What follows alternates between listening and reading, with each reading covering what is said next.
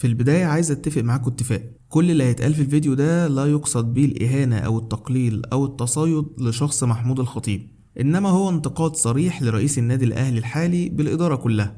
لأن طبيعي زي أي أهلاوي بحب الخطيب كأسطورة للأهلي، بيبو اللي اعتبرناه رمز للنادي اللي بننتمي ليه، وعشان كده بعتبر إن احنا قدام شخصين مختلفين ومنفصلين تماما عن بعض، ولذلك الكلام كله هيبقى عن الشخصية الإدارية بعيدا عن أي عواطف.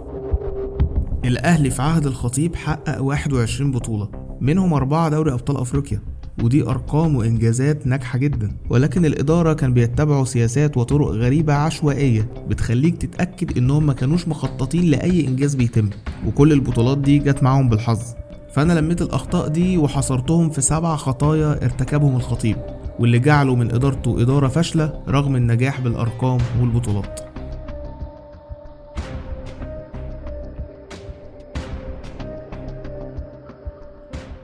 الخطيب دخل النادي وهو ساحب في ايده تركي آل الشيخ اللي ما كانش حد يعرفه ساعتها، وعرفنا بيه انه رجل اعمال محب للاهلي وجاي يستثمر في النادي، والاستثمار ده هيكون عن طريق تدعيمات وصفقات وتمويل بالفلوس، وهيساعد في انشاء الاستاد، مشروع استاد الاهلي اللي كلنا بنحلم بيه. والخطيب اداله منصب الرئيس الشرفي للاهلي عشان ياخد التقدير والمركز المناسب اللي يليق بيه او اللي هو عايزه يعني. ولكن تركي لقى نفسه مكمل مع الاهلي 6 شهور من غير ما يمول النادي في اي حاجه مفيده، وكان الخطيب بيستغله فقط في تحقيق مصالحه الشخصيه، زي صفقه صلاح محسن اللي اتدفع فيها 40 مليون كاكبر صفقه في تاريخ مصر. والخطيب ساعتها ما كانش محتاج اللاعب قد ما هو عايز يخطفه من الزمالك، وبعدها بيلجأ لتركي تاني عشان يجدد لعبد الله السعيد عشان يحرم الزمالك منه وما يخليش مرتضى يعلم عليه في صفقه القرن، وعشان ياخد اللقطه برضه قدام الجمهور. ولجأ لتركي لتالت مره عشان يجامل حسام غالي بماتش اعتزاله، رغم ان الاهلي ما بينظمش ماتشات الاعتزال، لكن برضه حسام غالي حبيبه وهيدخل الاداره معاه بعدين، فعادي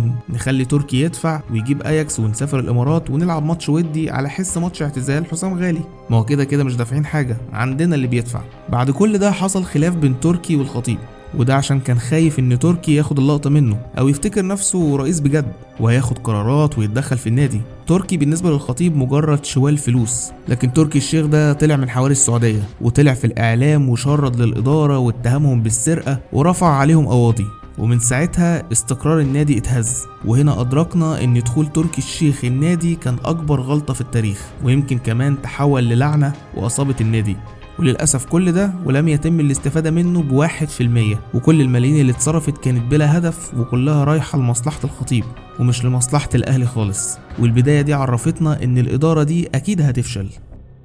عارف الحكمة اللي بتقول إن من الغباء تكرار نفس الفعل مرتين وانتظار نتائج مختلفة؟ ده بالظبط اللي عمله الخطيب.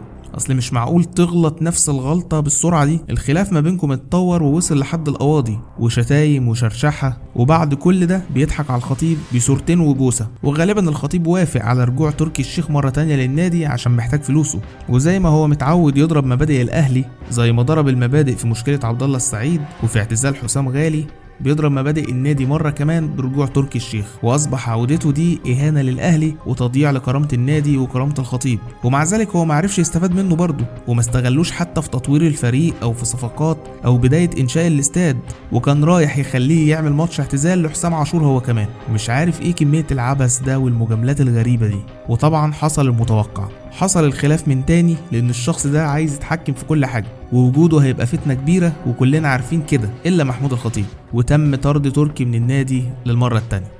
بس تركي برضه مسكتش ورجع في سكة التلقيح والهجوم على الإدارة من تاني، والخطيب كده أصبح معرفش يستفاد منه ومش عارف يسكته ولا عارف يرد عليه ولا حتى ياخد موقف. والجماهير المنافسة بقت تتريق على اللي بيحصل وعلى مبادئ النادي، أصل مش معقول كل مرة يشتمك يا بيبو وترجع تتعامل معاه تاني. ومن اللي حصل ده اتأكدت بنفسي إن مفيش أغبى من الإدارة دي، والخطيب بالفعل هيبقى أفشل رئيس للأهلي. ملف التعاقدات طوال فترة الخطيب دايما فيه مشكلة، وكل ميركاتو لازم يبقى كارثة عشان الإدارة ما بتجيبش صفقات مناسبة للفريق، وكمان بيستخسروا يدفعوا مبالغ في لعيبة سوبر، وما عندهمش مشكلة ان كل سنة يدفعوا ملايين في لعيبة سكة، بس أهم حاجة عندهم يوفروا فائض الميزانية. ومن هنا عرفنا لقب البخيل طلع على الخطيب ازاي.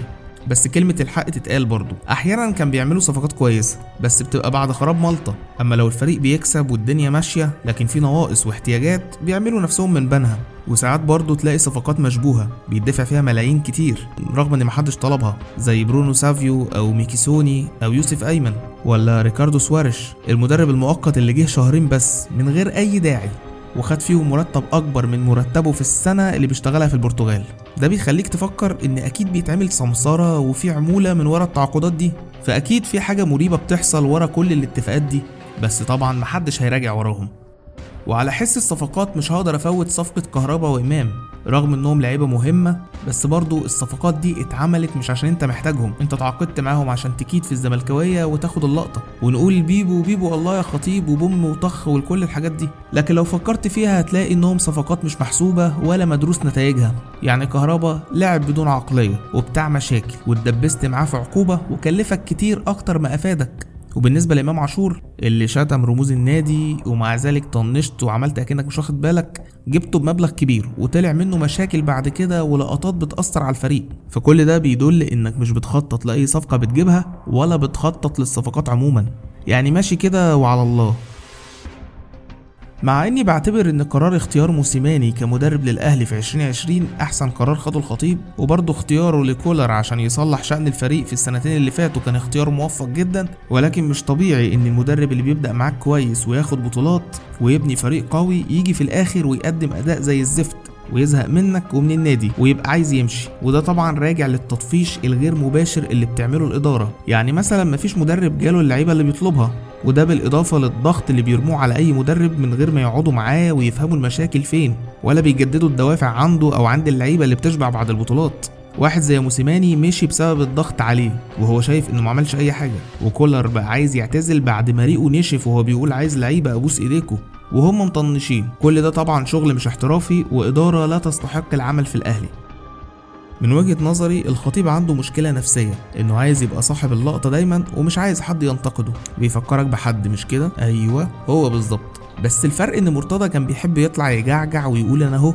الخطيب بقى ما يحبش يبان في الصورة خالص، بس يحب ان الفضل يتنسب له، مش الفضل في البطولات دي مش مهم عنده، المهم ان يتقال اسمه في القرارات اللي تخص مبادئ النادي. وفي نفس الوقت بيحب يصور للجمهور انه معاهم ومقدر غضبهم في اي وقت، وهو اصلا بيحاربهم باللجان الالكترونيه والهاشتاجات المضاده ولا الاعلام بتاعه اللي بيطبل للاداره 24 ساعه وبيحاول يداري على اي تخاذل. وده بحسه ادعاء مثاليه شويه، انه قدام الناس بيطبق مبادئ الاهلي وداخل في سكه انه تربيه صالح سليم وشارب منه الاداره ومتعلم منه السيستم العام للنادي، ولكن في الحقيقه هو ما حققش غير مبادئه هو الشخصيه. فاحنا فعلا مش فاهمين تفكيره ولا شخصيته، كانه بيثبت كلام هشام سليم لما قال عليه شخص مش واضح دايما، او بالبلدي كده شخص مش سالك.